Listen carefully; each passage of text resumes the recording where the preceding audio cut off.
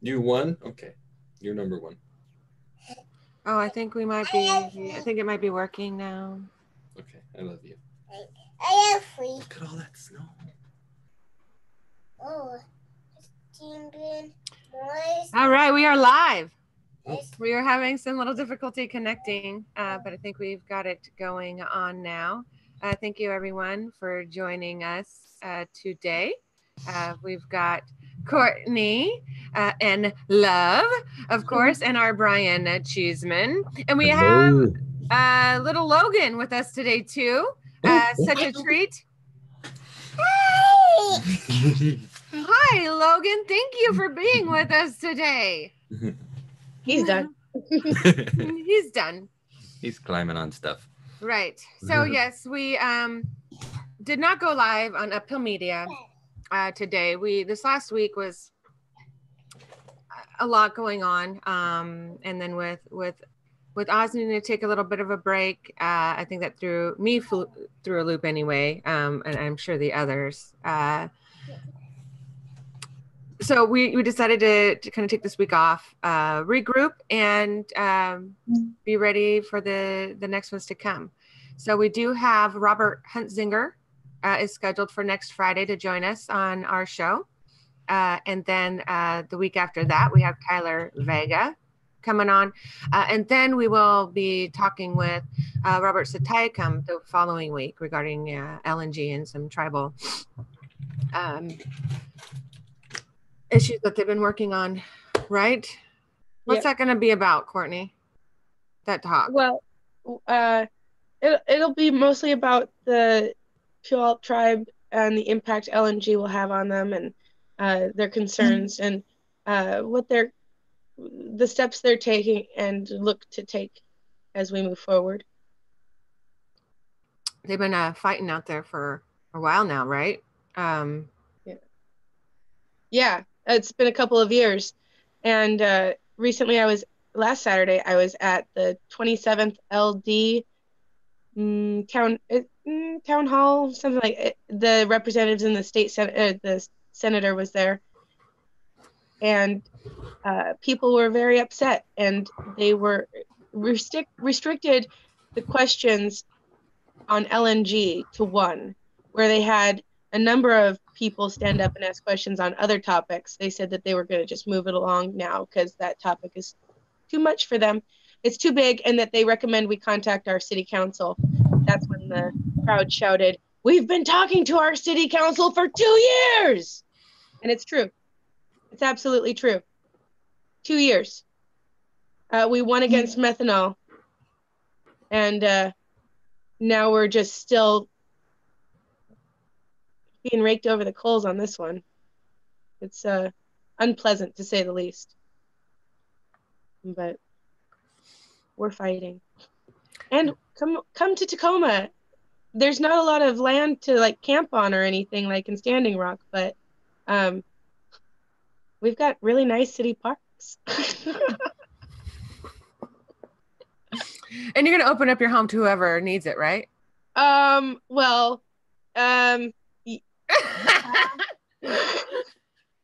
I know that you don't have much room at all. I'm like, let me take you on a tour of my 1,000 square feet. Right. Okay, full. She's like, I got some floor space. Maybe. Yeah, maybe. That's even limited. I know. I've been there. I might be able to hang you on the wall. Right. I was lucky enough to get the couch that one night when I was up. Yes, but yes, there's not much room there, but there's a lot of people getting involved in Tacoma, though. It's like we have almost some of the biggest involvement in your CD area. When you did the poll on which CDs people are at, it's the top. Yeah, in the Washington Bureaucrats Coalition Facebook page, CD6 has the most members in our group that participated in the poll. Right. I think it has to do with so much going on there, I would think. Yeah. I mean, there's so many fronts that you guys are fighting on. And CD6, I want to find a map to share. Right. But Brian has some good information too, coming from Tacoma too on this. So I'm going to learn, I've learned a lot from you guys on really the community there. The CD6 is oddly shaped in that it's most of northwestern Washington on the west side of the peninsula. So then, and then just jets out enough across the water to suck Tacoma right in. So let's see if I can manage this screen share.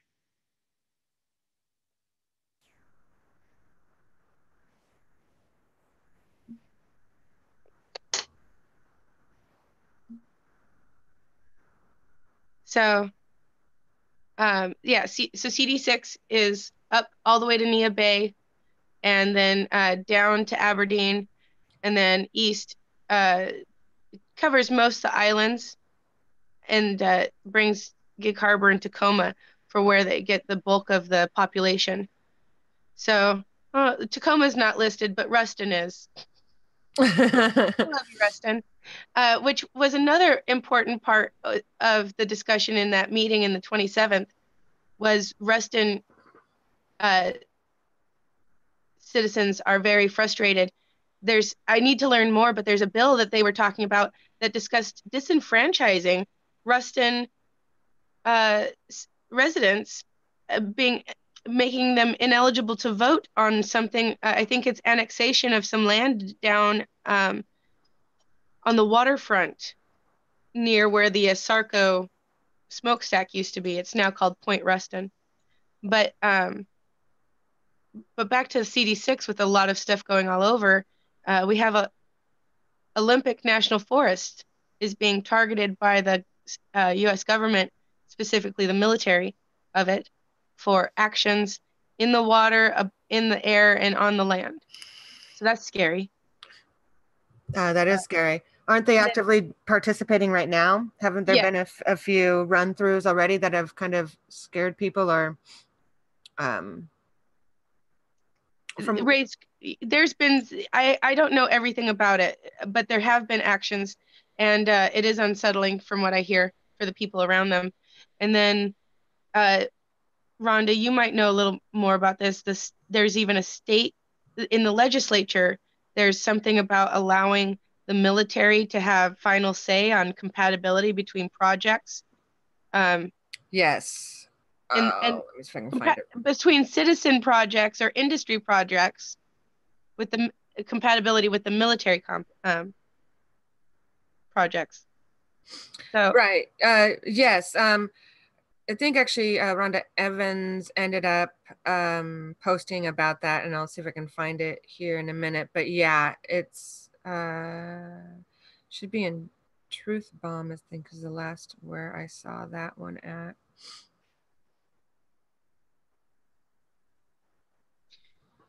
I'll have to find it. Yeah, it's not a quick find, but yes. Oh, CD6 is. Yeah, CD6 has a slew of issues.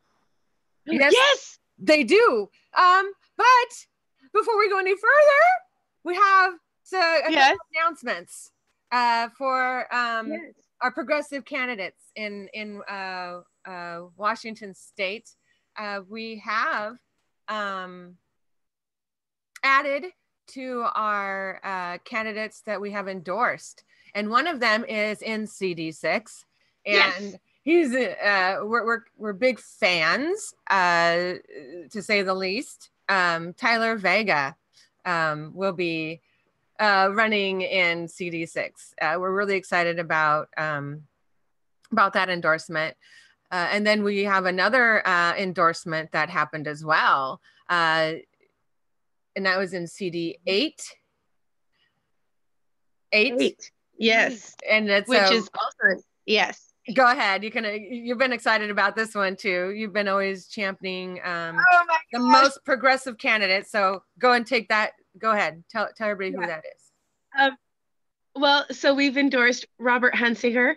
He's wonderfully progressive. He identifies as a socialist. He is running as a Democrat, and we've endorsed him in the race. The only disappointment in this race is that out of the 8 to 12 candidates, there was one bold progressive. And so, but we found him, and now we've got him, and we're supporting him. And CD8 is it's a unique one in Washington in that goes from nearly the coast, east of Seattle area, like Issaquah and Auburn. And then it goes over the Cascades and it goes all the way to Ellensburg and Wenatchee. And Yeah, I was surprised that it went that far east. yeah, and all the way to Lake Chelan and all of it. Yeah. So it's a lot of ground to cover. Yes. To carry? Oh, that'd be really heavy. Oh, no. To cover. But Robert's tough though, and he's, determined. Yeah. So, who cares? Absolutely. If it gets so that just goes to say that we do need, in thinking of all the races that we're working with, there's almost all of them have some rural aspect. Only we're not working on 7 because that has a candidate in it, or that has someone already see it. It has an incumbent solidly in there, I believe. But 9 is on the behind, not because it's just an incumbent. It's an incumbent that we're behind. Right. Yeah. We don't have to be too active because she's in there. She's solidly in there. So, but 9 is on the water south of 7. And that is. So that has no rural area, but almost all the other ones we're involved with, if not all the other ones we're involved with, have rural issues and rural space. And it's really important to find small pockets of progressives in every township so that there is a micro team everywhere for our candidates. So I want people from all over the state to be watching this show. This is not a Tacoma show or a coastal show. It's a Washington show. And so tell your neighbors about our candidates. Brian, you want to show Tyler's card since you brought up Robert's? Trying to get that earlier, and I just got it all set though. Yeah, it's okay. We can go back to it. We're cash today, so we can. With Uphill Media, John is so awesome, and and we usually have all these things laid out in a nice order, and but here when we go live, it's our casual time where we can mess up from time to time. Here's our list. Here's our beautiful list. So our Senate race is pending. We have interviewed most of the candidates so far, and you can find their interview questionnaires and their videos on our Waback group page, our local Bernie-Kratz group page, our Revolution Washington Bernie-Kratz Coalition page. So they're all out there. Please take a look and listen and really take the time in getting to know these candidates. Speaking of which, most of them will be up in Seattle tomorrow night. We're doing a progressive candidate social, and it's candidates you can literally have a beer with. I mean, real people. It's going to be kind of set up in kind of a way of like speed dating, kind of. But it's the constituents being able to go and kind of let the candidates know what you are wanting or you are needing in your own community. They're there to listen and to take that in and to be able to bring it into policy on things that are actively affecting everybody. So we have a slew of candidates coming to that. We will have I-1600 people there as well to ask questions about, get ballots to fill out. It's going to be a lot of fun. So please take the time out, come up Saturday. It's going to be a blast, and we're all going to be there. I think it's an event that we will all be able to participate in, and we'll be able to actually all hang out, because we hang out every day, but it's usually virtual through the Zoom that we use, but we will all be in the same place together. So watch out. Are you going to be there, Courtney? What's that? Are you going to be there, Courtney? I am. Nice. We are actually all going to be in the same room together for the first time in I don't know how long. Oh my God. I think it's been over a year. I think the last time hadn't it? Made it up to Ballard.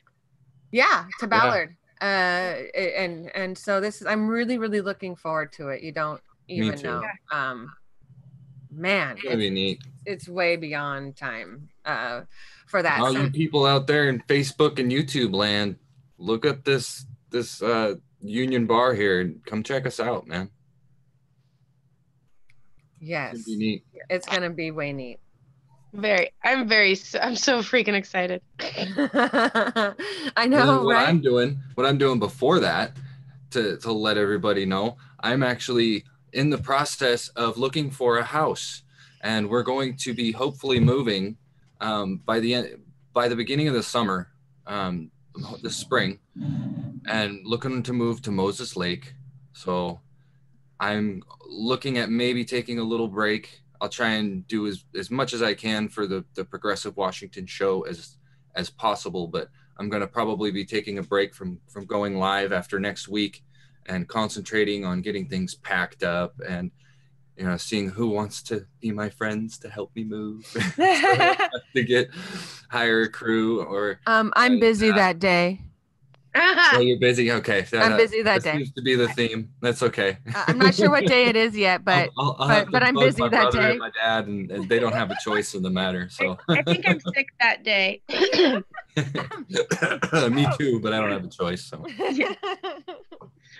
I'm like, and I live too far away. Yeah. Oh, I'm even farther. So Yeah. yeah, I can't pay for gas. So yeah, it's gonna be a long haul over to Moses Lake anyway. Or Ephrata. We've been looking at both of those cities. right. So, Careful, don't warn people where you're going. Right. It'll keep us progressives out of there.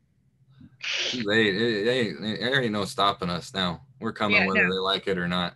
Yeah. Oh, that's true. Yeah, and there's a rallying cry. It's not that there aren't any progressives there. It's that we're gonna be throwing out the rallying cry there more heavily now. Well, probably once I get over there, start looking at starting Our Revolution Moses Lake. So if there's anybody out there that wants to help with that, or even if you're out there listening to Moses Lake now, get the foundation rolling, and we'll be ready to go when we get over there. Yeah, so it's definitely something that I'm going to be looking into when that time comes. And if anybody wants to do some sort of a co-op garden or something like that, I'd be down to start something in that area as well. Oh, that's a great idea. It's a good idea to start, kind of bring in the talk about ingrown.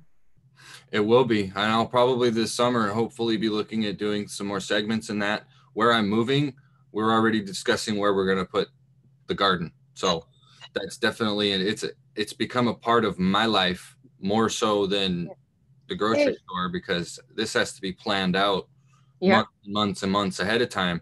And if there's people that are wanting to foster the revolutionary thoughts of gardening, I'm all for fostering those thoughts. Here, let me check. I highly recommend checking out permaculture for the planning stage, because I keep hearing from people in permaculture communities, I put so much time and effort into my landscaping, and then I found permaculture. And I took it all out. I'm going in on my new home from the perspective of screw the landscaping. How can I garden and then put my pretty plants in between the garden? Yeah. Well, so permaculture, and by landscape, that's probably the wrong word to use. I see garden infrastructure though too. So, but let's see. There's Inland Northwest Permaculture Guild. So I'll send you that. Yeah, please do. Because of course, we're not looking for a lot of land, but I'm looking at if we can start like some sort of a co-op and have a co-op gardening area for the community or the neighborhood. I would really like to get something like that going. I really think that would be neat. There might be already one, there. There could be. Right. But there might not be a Bernie Kratz one or an Our Revolution one. Oh, that is absolutely true. That would be pretty amazing, actually, to do one based around that. I think so too. Yeah. I'll give you that. But just for you can use so many permaculture techniques in a community garden, especially if you build your community garden on hugelkultur or a series of hugelkulturs, especially in an arid area. but my permaculture knowledge is really focused primarily on my own biosphere, my own ecosystem. And so as soon as you cross those cascades, I'm like, yeah, there's people better equipped than I for that area. There's lots of infrastructure for any sort of gardening and farming and fruit trees, orchards, all that kind of stuff. So it'll be fun. There'll be a lot of knowledge that I'll be able to tap into for sure. Yeah. Oh, I'm so excited for you. It's kind of like when I hear someone's pregnant. I'm going to start gardening. Oh, there's so many things you should. Oh, so many options. Yeah, so We many can start opportunities. having gardening showers. Ooh. Ooh. It's called seed exchanges. It's giving me goosebumps and gardening showers. Ooh. Yeah. Come and It's celebrate such a my new joy. garden, everyone. One of the little perks, because I'm so into permaculture that I started thinking about well before Bernie, how do you write policy that promotes permaculture? And now as we're interviewing candidates, I try to make sure that I ask a question or bring it's more that I'd like to ask a question but don't know how, and then I end up just saying you should learn about permaculture.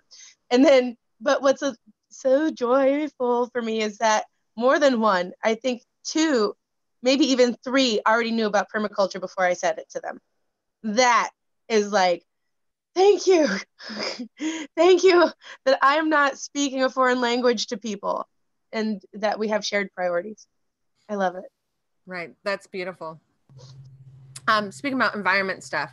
So what I was going to talk about on the show today on Uphill Media is about some great things. Am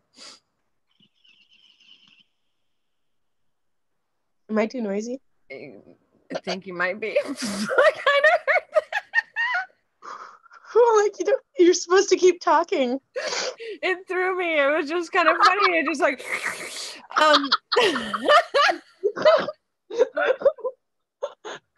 when you know better, you do better. Today, aren't we?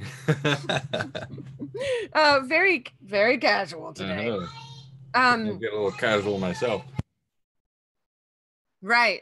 So we've had some environment, right? There's so many different things going on in Washington. It's kind of hard to stay up on, but there's a few bills that to keep an eye out. We've got House Bill 2402.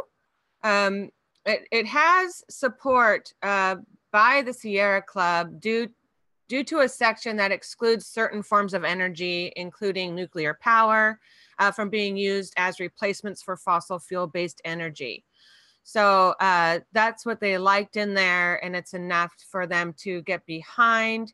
So we want to keep an eye out for that, or call your representatives and encourage them to support House Bill 2402. There's ones to look out for, though, too. There's Senate Bill 6203. It's not supported by the Sierra Club or the Alliance for Jobs and Clean Energy due to the lowered cap and no equity component. So the governor's carbon pricing bill was watered down by amendments from its original form. The carbon tax would hit those communities affected the most by poverty. It would kind of take more out of their pockets. So we do want to look at calling your representatives on that and letting them know to vote no on SB 6203. Another one to look out for is Senate Bill 6253. It has language that would allow nuclear power to be considered as clean and carbon free. And the Sierra Club and the environmental groups are saying that it's neither. So if this bill gets passed, it'll be a way for small modular reactor technology to become an investment Washington can make going forward. So they're worried that Washington would invest more in the nuclear energy aspect of things. So they're not looking at getting behind that so much. What do you guys think about nuclear energy? I'm cool on it never existing. Now, Jeremy Tootin, one of the candidates running for Senate, U.S. Senate, he mentioned some other options that I feel like, I feel like when he rattled them off, scientifically it was somewhat familiar, but not familiar enough for me to repeat them now or know anything about them as far as their own risks. And I just feel like we probably have options that are safer and effective. Why bother? Because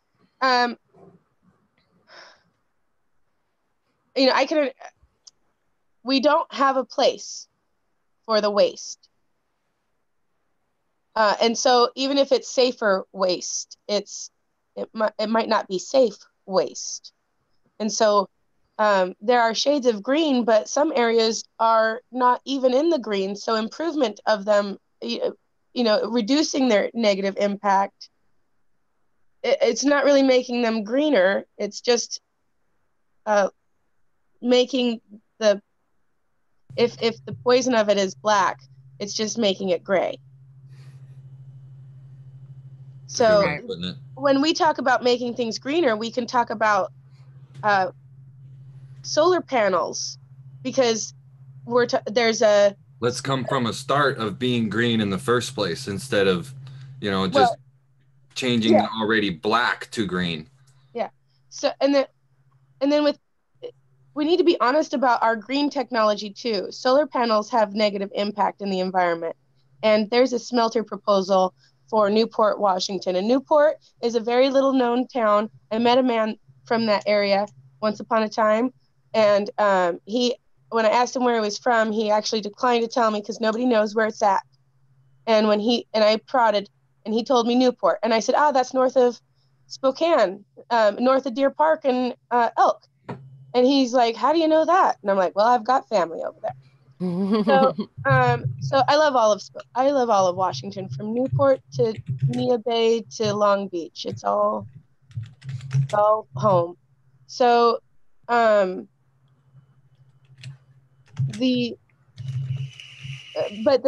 there's a proposal for a smelter in Newport, for a silicone smelter, and they're putting it on land that I believe is the refill space for the aquifer. So if I'm getting that part right, it's proposed for that space, and those spaces, whatever the legit title of it is, are protected spaces by regulation or law. This is a new to me subject. I'm getting up on it. So it's not a good idea for anywhere, but it's not a good idea for where they're proposing it either, because of its relationship with the aquifer. Much like the LNG plant in Tacoma, there's no good place for LNG. But this is even worse because it's on land that will liquefy in an earthquake, near a fault zone, near an active volcano, in a lahar flow zone, in a tsunami risk space. What the hell is going on?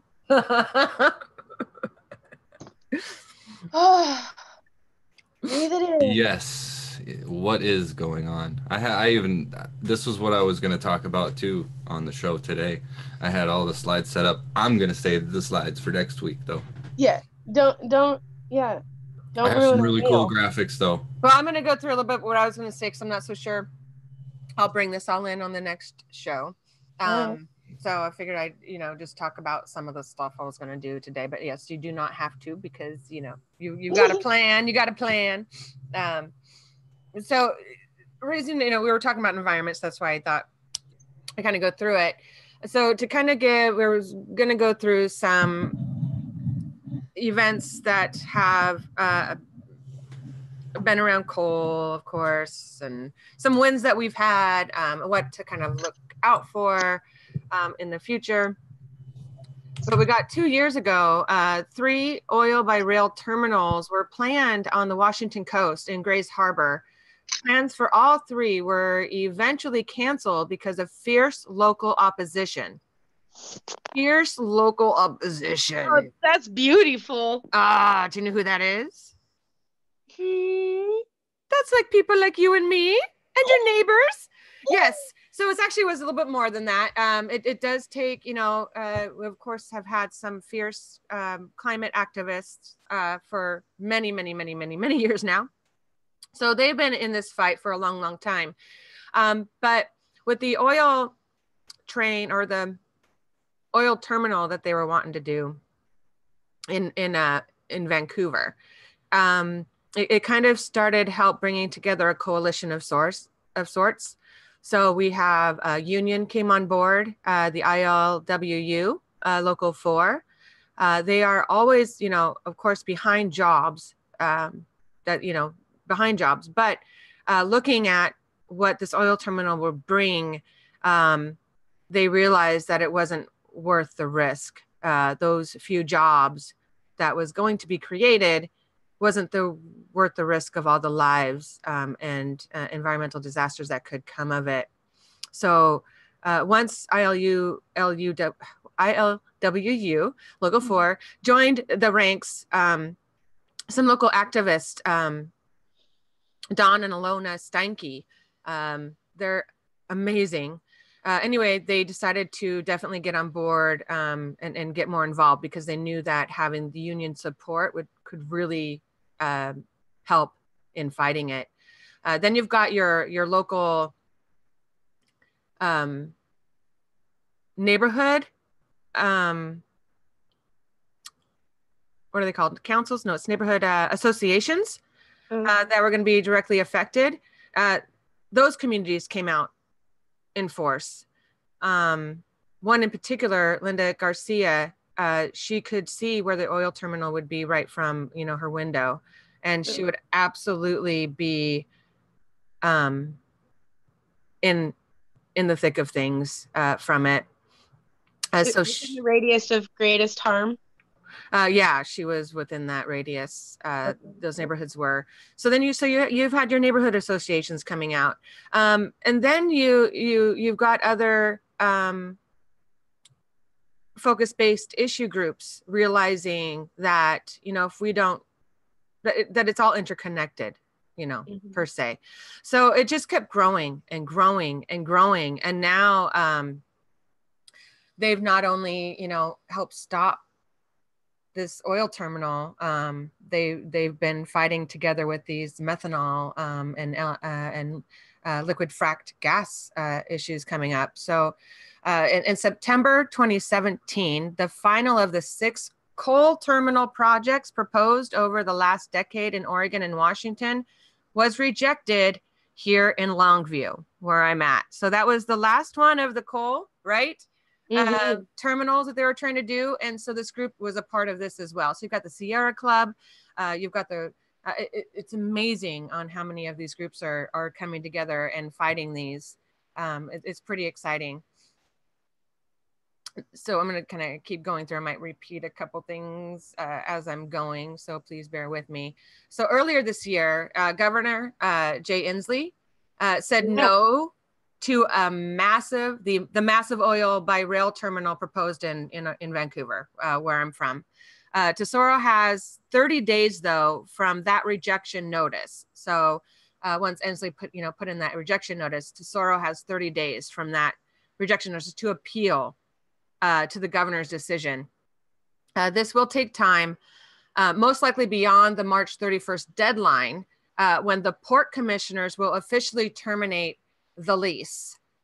So it's kind of reason why the port commissioner race was so important in Vancouver, in Clark County, is because Tesoro has had been leasing this plot of land for a long time, just trying to get, the oil biz in.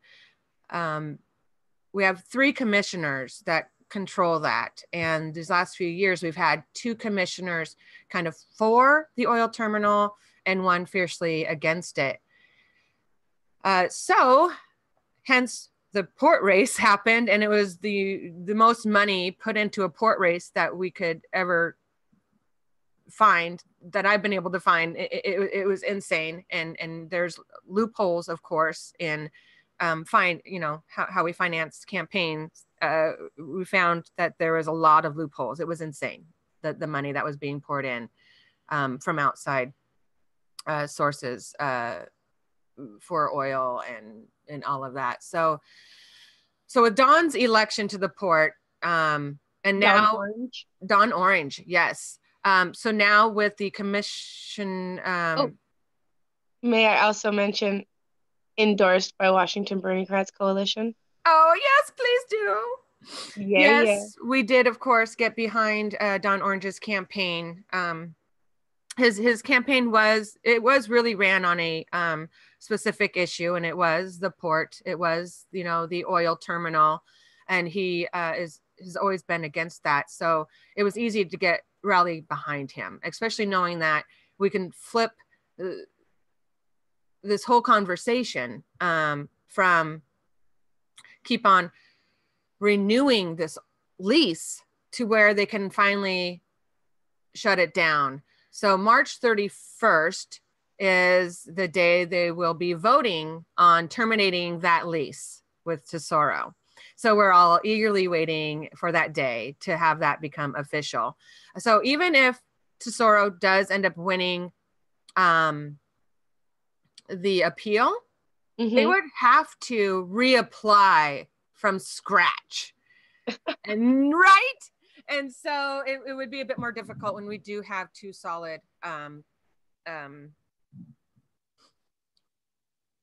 voices on. Voices, commissioners out of 3 regarding that port. So in essence, Tesoro's proposal for the oil terminal is dead in the water. It's dead in the water. Nice. Yes. It was going to be like $210 million project. It was Vancouver Energy Project, Tesoro. Yeah. It's a joint venture from Tesoro and Savage. It would have brought up to 360,000 gallons of crude oil a day on trains traveling along the Columbia River. The proposal would have been the largest oil by rail terminal in the country. Yeah. And it's weird because, there have been oil train accidents in the past, and it's not hypothetical. Like, could it happen here? It did happen here on those tracks, right? On the river. There's been an oil train accident on the river. Yeah. Mosier happened. There's one that happened in Mosier in Oregon. And it was just, it was a sad, course that it happened, but it did solidify, and it helped with the argument of why we had so many people against it here. But it really would have changed Vancouver as it stands. It would have turned into a dirty old oil town. It would have been smelly. We wouldn't have prospered. We definitely wouldn't have. Now I've changed. I've suddenly changed my opinion. You say it would make Vancouver smelly? Smelly, yes. It would make Vancouver smelly. So then Tacoma would no longer be the smelliest place in Washington?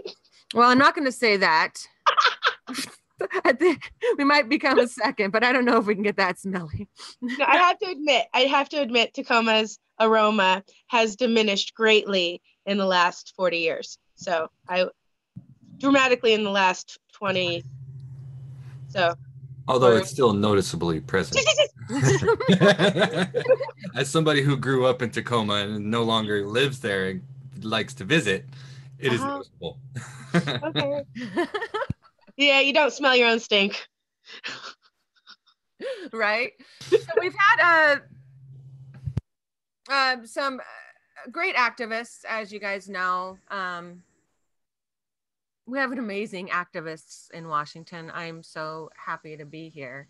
Oh, yeah. Because, you know, definitely don't feel alone. You've got, you know, people who go out and, you know, as easy as holding up signs on the corner, coming together for rallies to help, you know, spread the message to people who are willing to get arrested. Brian, you had found and you talked about, and we've seen on there in Olympia where that group blocked the trains. Stand. The what?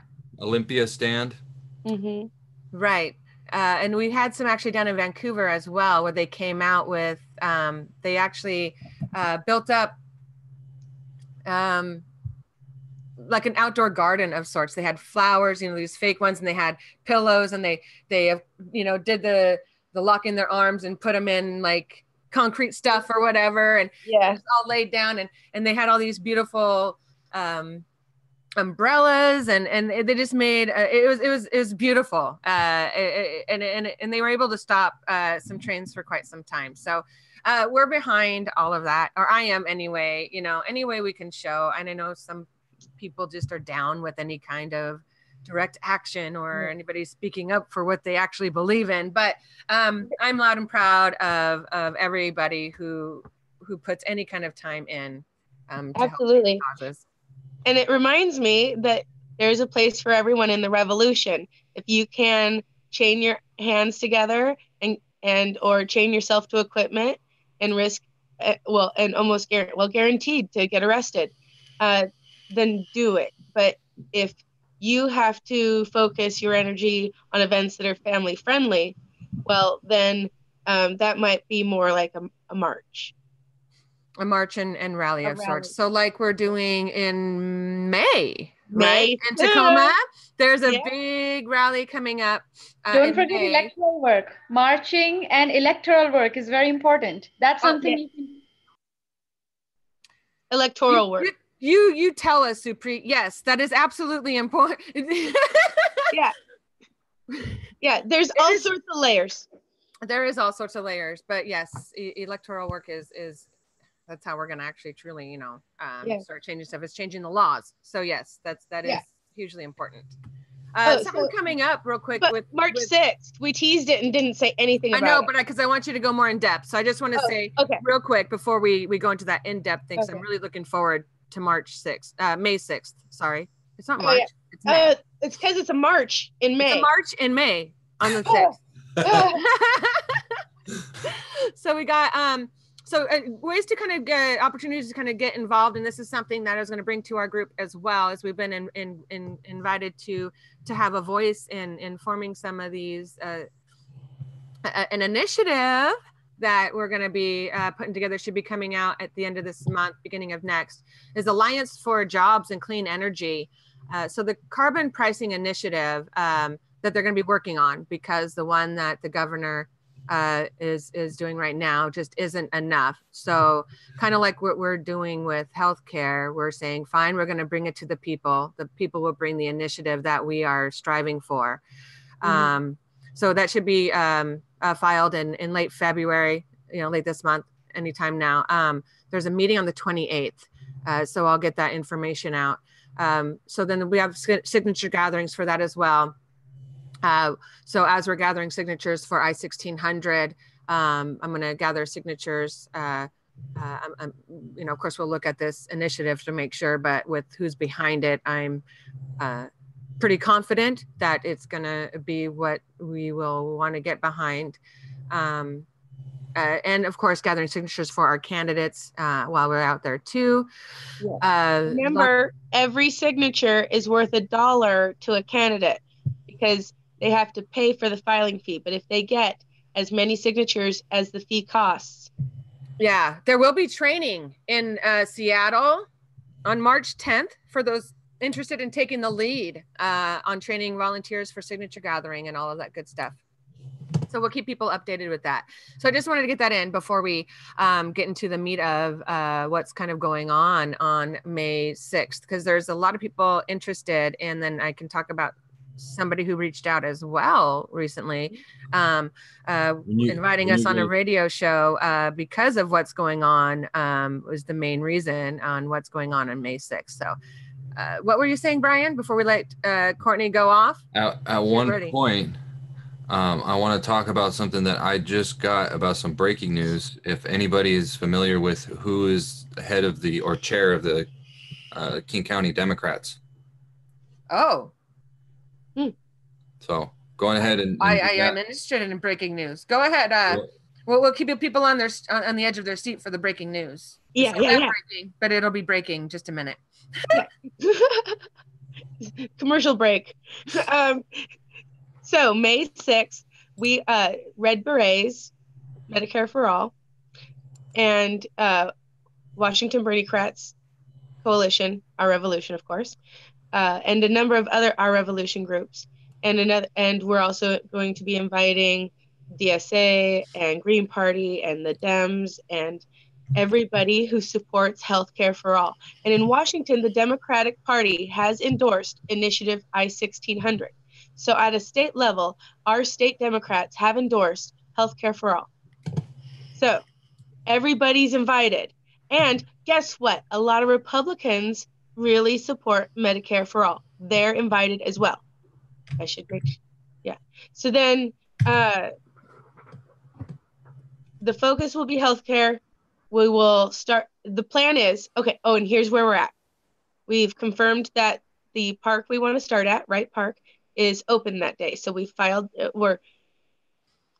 I know the paperwork is being filled out or it is completed. What I don't know is that if it's been turned in. Then the next step will be checking with the city and the police department for the route. And then after that, we get to start really putting forth an effort to invite people to participate. Or I think we'll just start for people to participate. So then the hopeful route will take us past Kaiser Permanente, Multi-Care Healthcare Systems, St. Joseph's Hospital, Planned Parenthood, and the county city jail and a courthouse. They're the same property. And then and that route will take us back to the park where we started. And we'll have tables, and we're looking at having music either before, like leading up. We have high hopes. I don't know if we're ready to talk about what our hopes are. I think we have to save those announcements for like big announcement. So I'm not gonna.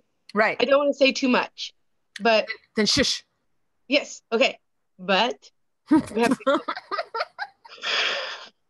So we're thinking we are getting a lot of positive feedback. This is also our mighty leader, Laura Fielding, is taking this idea national. People should be having these marches everywhere. And the reason we chose May 6th is because it is National Nurses Day. And it's Red Berets, Medicare for All. And red is because National Nurses Day. Red is because of the color of blood. Red is because of Red Cross. It's repeating. Red covers it all. So that and she's a fiber artist. So she's been knitting berets. Oh, how foolish of me.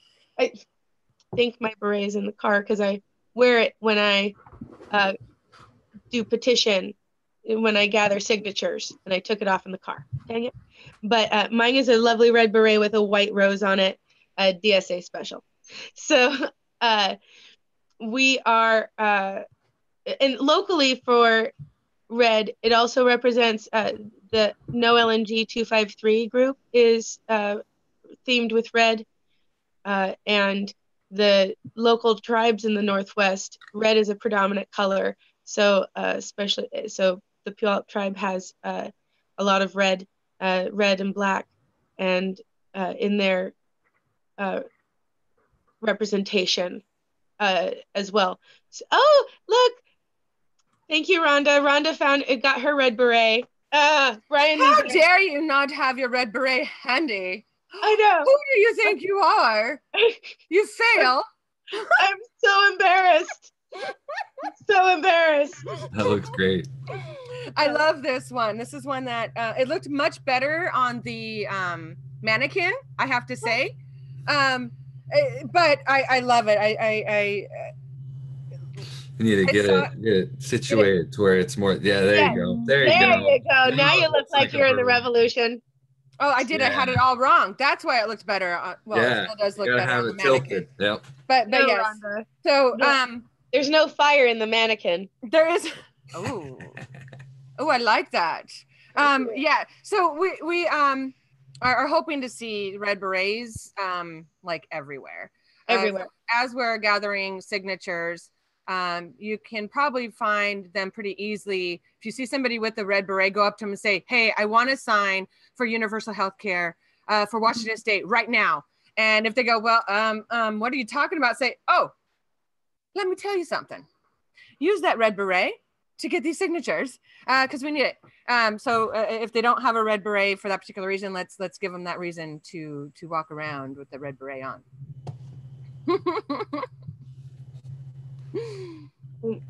Yes. So we're in contact with our local unions who are excellent at marches and rallies, and so we're hoping that we'll garner some help from our local labor community, because our enthusiasm is only surpassed by our inexperience. So even if it's mere moments, any time to be spared for this cause would be welcome from people who may know more than the rest of us. And but it's happening either way. We're very excited about that. It's a Sunday. That's another thing to point out. It's a Sunday, so we're planning to the march around 1 o'clock. But some of our big plans may include the morning, so you should just loosely set the whole frickin' day aside for this. I actually recommend setting aside the whole weekend, because I actually also have some plans that we can maybe really boost this up. Right. So, you know, there are some things that we're working on. Oh, I matey, I hear ya, Captain. Include a boat and a pirate or two. Or this is going to be so much fun. This is going to be a great weekend. So set aside the first weekend of May for just the progressive weekend of Washington. And it's in Tacoma. Heck yes. Oh my goodness. Well, and Tacoma is kind of the hotbed right now. Yeah. I mean, it always kind of has, but it's really especially through. That's where the through working primary. class is. That's where Yes. the working. Yes. And we need to focus, of course, the whole state. But how many CDs kind of touch around there, Courtney? 4. And then when you're at the CD8 candidate forum, you actually had asked all those candidates if they were aware that the tribes, you know, if they're aware of if any of the tribal land and congressional districts overlapped, right? And it was sad to see that only one that really came out strong, like, yes, I do know. And so it was. So we endorsed him. We did, didn't we? Was that the one? Yeah, we enjoy that the candidates that we're getting in are aware of all of their surroundings, not just their immediate surroundings, but all of their congressional districts. And they're eager to learn. That's what I'm saying. If they don't know, they want to know. Yeah. Because you know, I don't know how many realize at first. I mean, I realized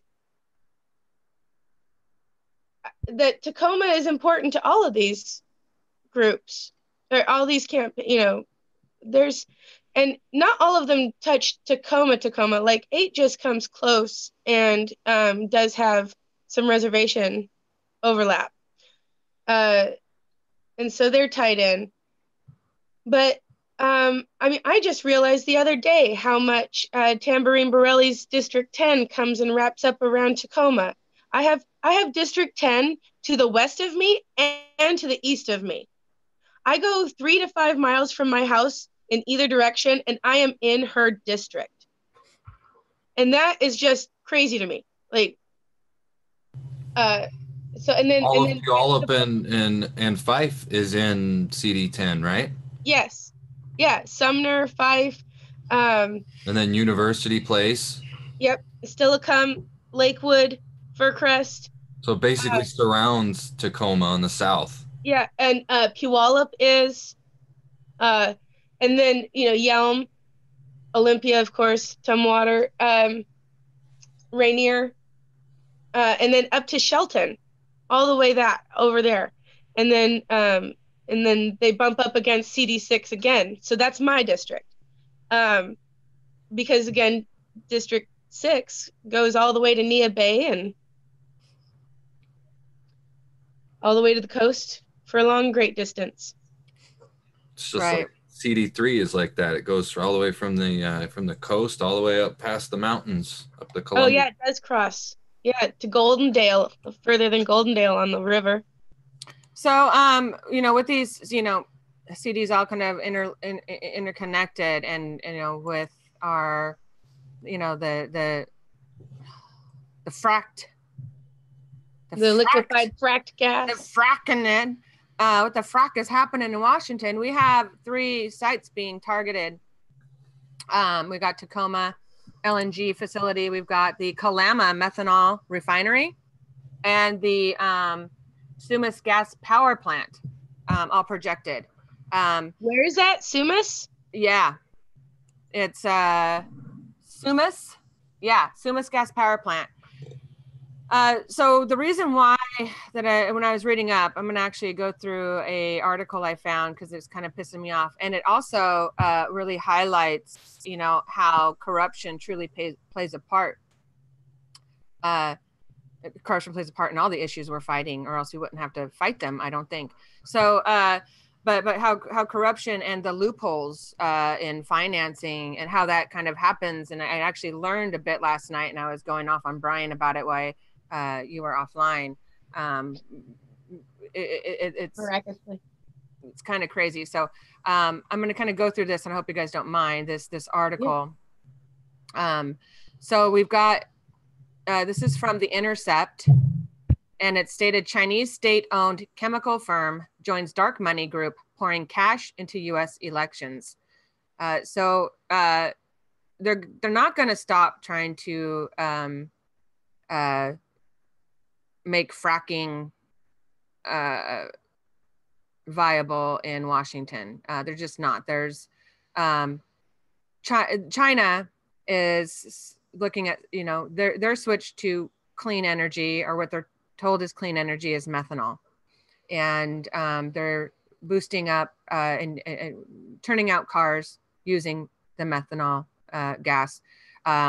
They're creating new ships that will run on the methanol gas as well, because they're told that it has less issues with the environment. So that's what they're turning on. So they're first saying that this methanol, like what they're trying to put up in Tacoma, I believe, or maybe it's the one in Kalama, that the one in Kalama, sorry, that the plant was going to do is produce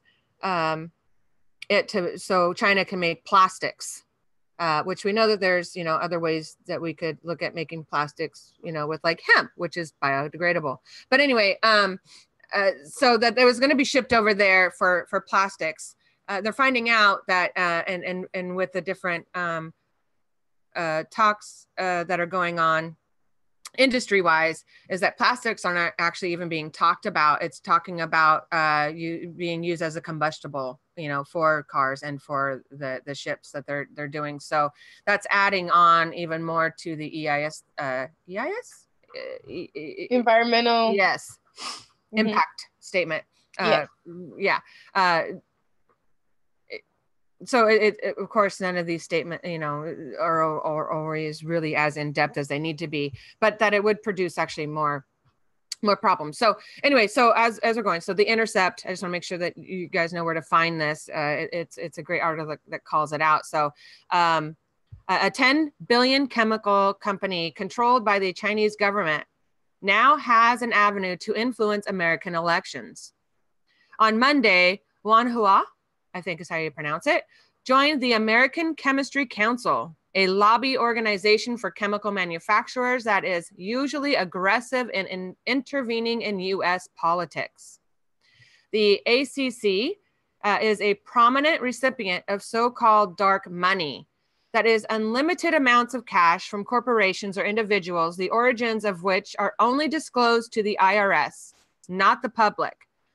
During the 2012, 2014, and 2016 election cycle, the ACC took this dark money and spent over 40 million of it on contributions to super PACs, lobbying, and direct expenditures. Additional money flowed directly to candidates via the ACC's Political Action Committee. For example, in 2012, the ACC was the largest single donor funding last-minute ads attempting to save former Rep. Eric Cantor, Republican from Virginia, then House Majority Leader, during his losing primary campaign.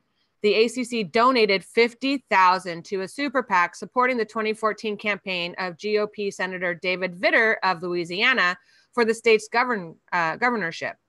And while lobbying to revamp federal chemical safety standards in 2015, the ACC simultaneously aired advertisements in support of key legislators who were then crafting an industry-friendly version of the legislation. So, of course, they're backing the ones that are creating legislation for the industries, not for the people. Wanhua Chemical was found as Yantai Wanhua Polyurethane Company in 1998. So though the firm underwent a public offering about 2 years later, the ultimate controlling shareholder of the firm is a division of the Assets Supervision and Administration Commission of China, the government entity that oversees state-owned enterprises.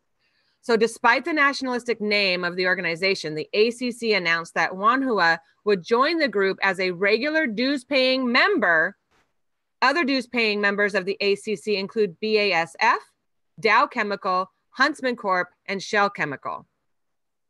The ACC's membership guidelines. BNSF? Yes. Burlington Northern Santa Fe Railroad? Or is that? Might be. I don't know. I have to look into that. F. Yeah, it sounds like it might be. Railroad and then fossil fuels and Dow Chemical? Yeah, Huntsman Corp, Shell Chemical, Dow Chemical, and BASF. Yeah. Oh, BASF? Yeah, BASF. Oh. I got to look that up. I think it's... I said BN. Oh, okay. Okay, my bad. I was like, how does a railroad play with that? Scandalous. Jobs. Movement of oil. So the ACC's membership guidelines state that a corporation... No, so listen to this, okay? The ACC's membership guidelines state that a corporation may join if it manufactures and sells chemical products in the United States, or manufactures chemical products abroad but sells them in the United States. Wanhua notably has pledged to spend over $1 billion on a new plant in Louisiana currently under construction. So Wanhua and ACC did not respond to requests for comments. This is, again, I'm reading the Intercept's news article. So the 2010 Supreme Court Citizens United ruling and related decisions made it possible for corporate trade associations like the ACC, known as nonprofit 501c6 corporations, to spend as much as they want directly advocating for or against candidates for office. Now here's it, quote unquote, so long as that it is not the primary activity, the IRS says. So they can do all of that as long as it's not their main priority. It can be their second main priority, right? So this in turn makes such organizations an ideal conduit for foreign money to influence US races. Now, isn't this something that is being spread out there about foreign governments getting into our US elections? Well, Yeah. our government's allowing it to happen. They're making it legal. So it is formally illegal for foreign nationals, which includes foreign individuals, corporations, and governments, to spend any money attempting to influence the US. Right? So therefore, any contributions the ACC accepts from a foreign corporation like Wanahoo must theoretically go into an account separate from that which the ACC uses for political spending. So they can take their money and just basically say, oh, yeah, we're not using that for that. It's in another account. But even though you know that the money that they're spending out here will be replacing what they need to do there. So, Yeah. so, but whether this activity happens is extremely difficult for the public to find out. And even if the ACC is following the law, it would be essentially irrelevant. So it says here, you know, I'm sure ACC will claim that the foreign funds it receives will be segregated from the money used for elections. But how will we know? Asked Brendan Fisher, a campaign finance counsel with the Campaign Legal Center, which advocates for stricter enforcement of campaign finance laws. And in any case, money is fugable. Is that the word? Fungible. So the influx of Wanahua funds, you know, it could free up other ACC resources for political activity, right? Wouldn't that kind of, if you don't have to pay out of one, you can pay out of the other. So this is one of those situations where the scandal is what is legal. Did you guys hear that? The scandal is that this is legal. This is legal. So the FEC will almost certainly accept ACC's claim that it does not use foreign money to fund its ads. And because the FEC also allows dark money nonprofits like ACC to ignore disclosure requirements, neither the FEC nor the public will have any way of proving otherwise. Secondly, and even more strangely, even a wholly owned subsidiary of a foreign company is considered American if incorporated in the US. So now our foreign corporations, if they incorporate here in the US, citizenship? Yes. And therefore they can legally spend as much as it wants on American elections as long as it follows complicated, difficult to enforce regulations. So even if Wanahua Chemical directly funded political ads, it would probably get away with it if the money came from its US operations and was formally directed by the US citizens. So as long as they had a director board when they first originally started, so it says formally, so it doesn't even have to be directed by US citizens currently, but if ever it was directed formally by US citizens, it is now considered a citizen that can spend money in our elections. So because they have, you know, money is freedom of speech, like right personhood, corporate personhood. So now that's corporate citizenship. Yep. So you know, this whole Russia is influencing our elections. Well, so is China. And, so there are many others. Everybody. Right. So the ACC is by no means. I'm almost done with this. Sorry. The ACC is by no means the only trade association to take advantage of Citizens United. After the decisions came down, a number of organizations in the U.S. with foreign-owned members began spending corporate money on elections. The U.S. Chamber of Commerce, another 501c6 with foreign corporate members, now routinely spends directly on congressional elections. Trade associations are in some way the perfect vehicle for foreign money. Not only do they not have to disclose donors, most already maintain sophisticated lobbying operations so that campaign cash is targeted in a way with the most political impact. Okay, there's more. No, you can't keep reading more. Insane. Don't. It's insane. It's insane. Don't. Well, okay. Guys, Russia influenced the election, guys. Oh yeah. It's not the big money. Yeah. I saw a clip of mainstream media where the news the commentator asked Podesta, I think, how is it that Russian bots knew to target Wisconsin, but your campaign didn't?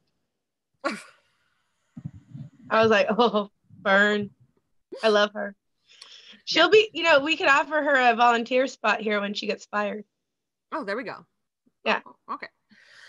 So in essence, anti-corruption work, guys. Anti-corruption work. I mean, that's really, that's why it's, one of our main focuses is we've got to close these loopholes. It's insane. So yeah, so not only do our getting to the point where our planet is depending on it. Right. It is not just our planets, but our, of course, our planet, but our lives. Income inequality here is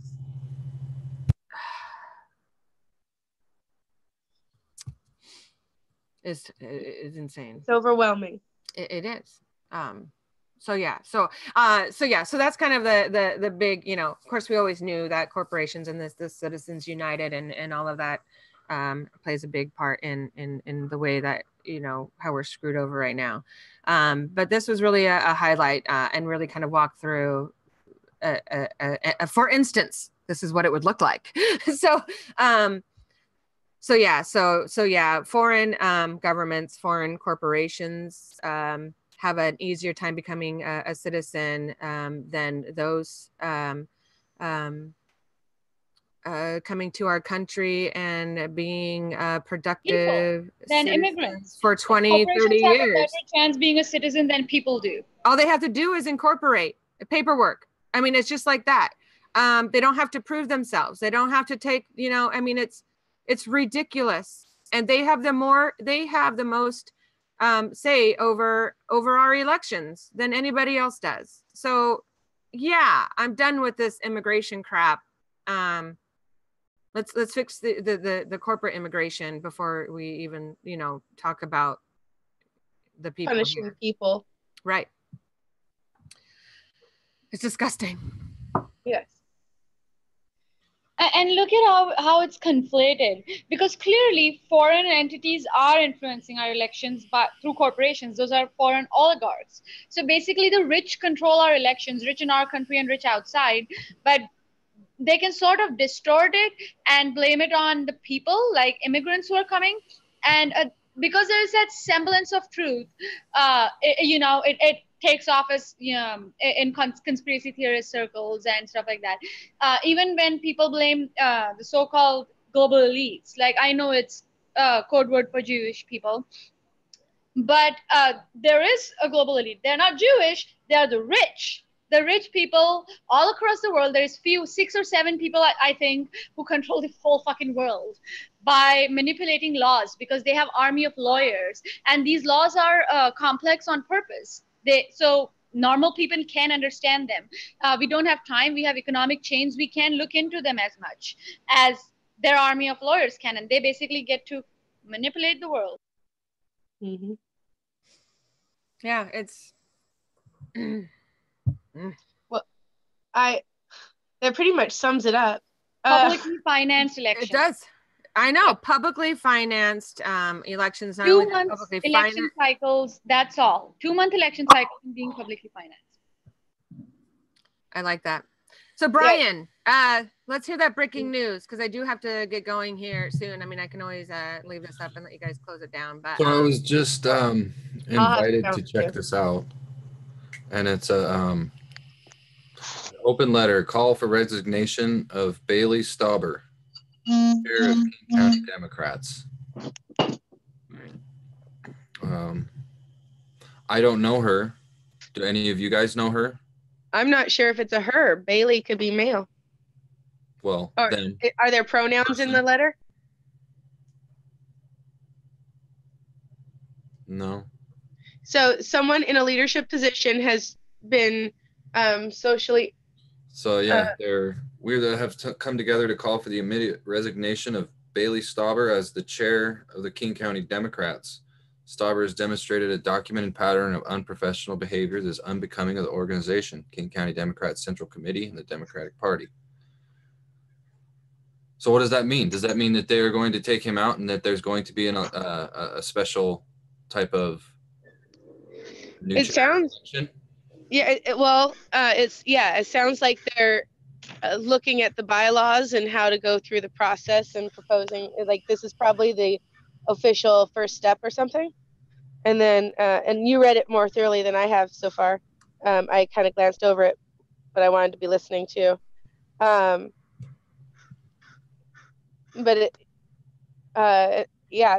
this is probably the first step: documentation and official request.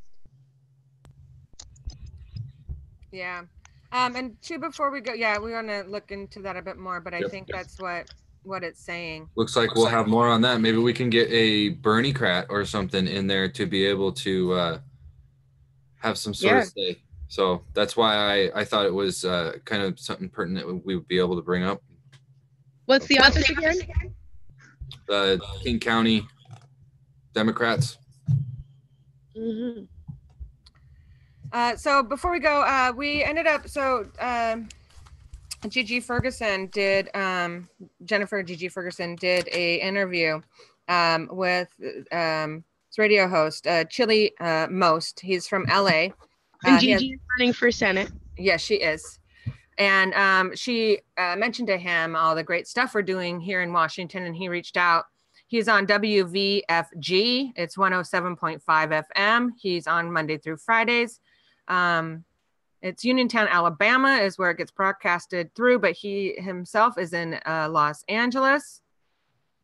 The show is at 10:30 a.m. I think he said West Coast time.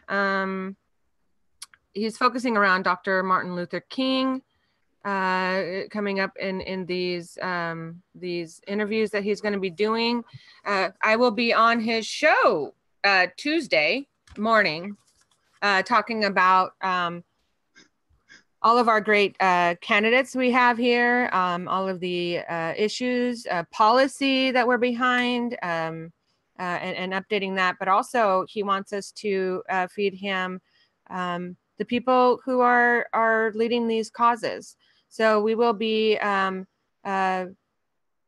giving him the information of our candidates so they can go on and speak to him as well. And of course, whole Washington's I-1600, de-escalate I-940, and all of that great stuff that we're working on. Just to give you an idea, so in 2012, he came up with this video I'm gonna show, and it was to help back and get Barack Obama in as president. He ended up with this video and with what they were doing, registering over 1 million citizens as voters. So that's an amazing feat in and of itself. So I just want to give you an idea what he did in 2012. Here's a little video he did, and I thought it was pretty great.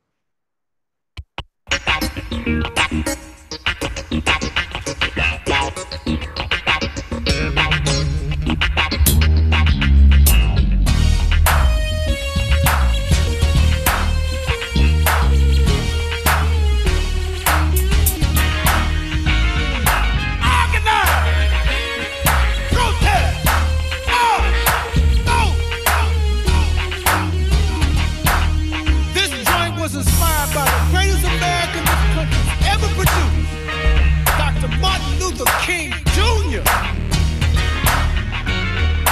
Overlord, Dr. King, organize. This one's for you. Protest. No. Fight, fight.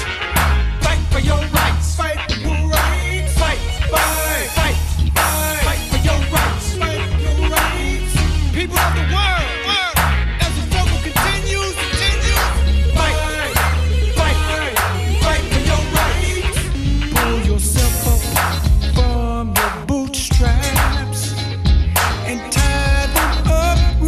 Tight. Stop going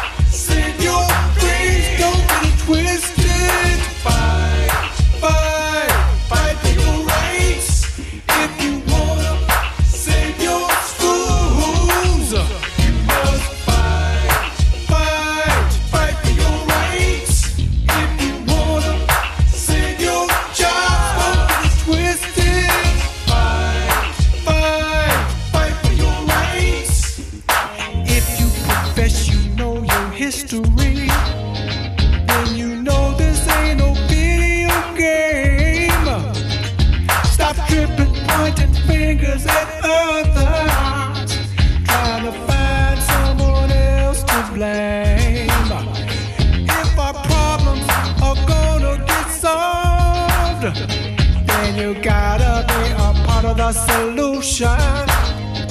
Haven't run it out on us. Oh yeah, the world needs a peaceful resolution. If you wanna save your businesses, you must fight, fight, fight for your rights. If you wanna save your churches, don't get it twisted. Fight, fight, fight for your rights. If you wanna save your families, you must fight, fight, fight for your rights. If you wanna save your country, don't get it twisted. Fight, fight for your rights. Break it down.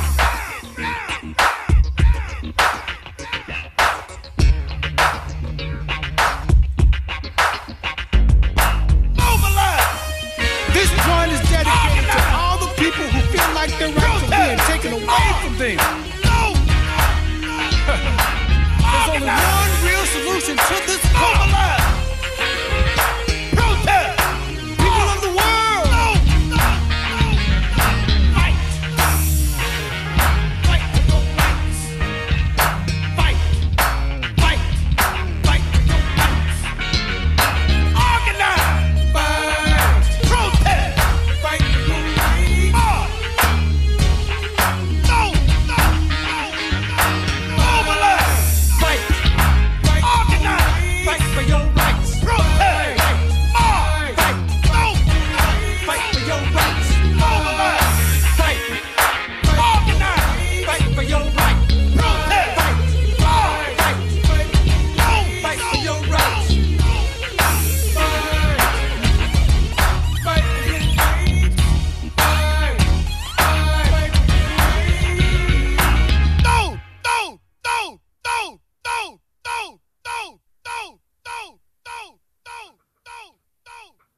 Vote, vote, vote, vote, vote, right?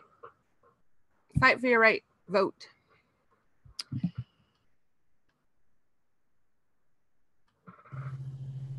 So yeah, I get to speak with them Tuesday. So I'm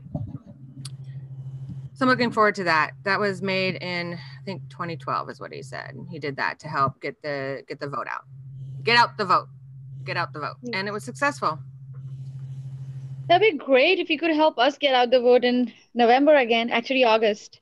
Well, that's what he's talking about, and that's what he's doing. So you know how we were talking about how we're hoping to be able to get all of our voices kind of together, and well, that's what he's doing.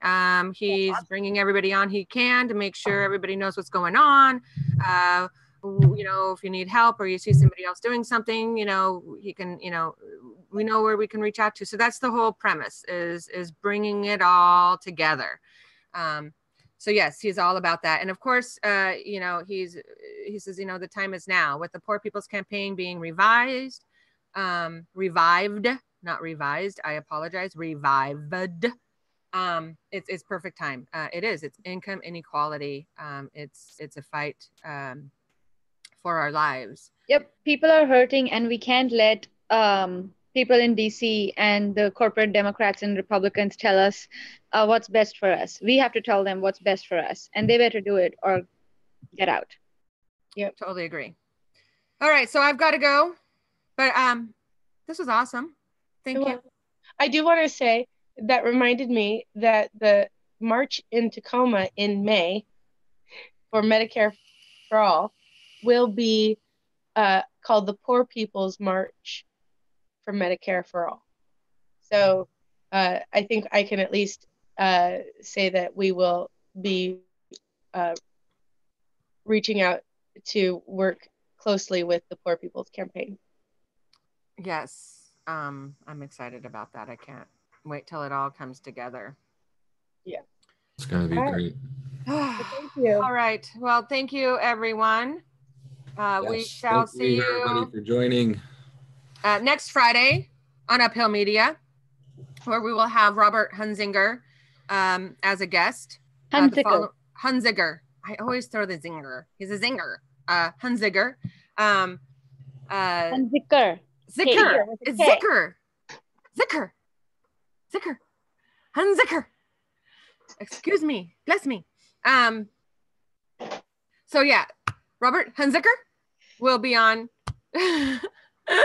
next Friday. The following Friday after that will be Tyler Vega. And then we will bring in Robert Satayakam. We'll talk a bit more about our Native Nations and the fight that they've been doing here in Washington. And we're going to try to get a schedule out even further than that. So we will always be on top of it for you in the future. Thank you all for joining us today. Don't forget, if you want to donate or volunteer, let us know. Reach out to us through Facebook or any other social media. We've got quite a few out there. Email us at washingtonberniecrats@gmail.com. Progressive. So with our Progressive Washington media, we actually have an email for progressive media@gmail.com as well. Beautiful.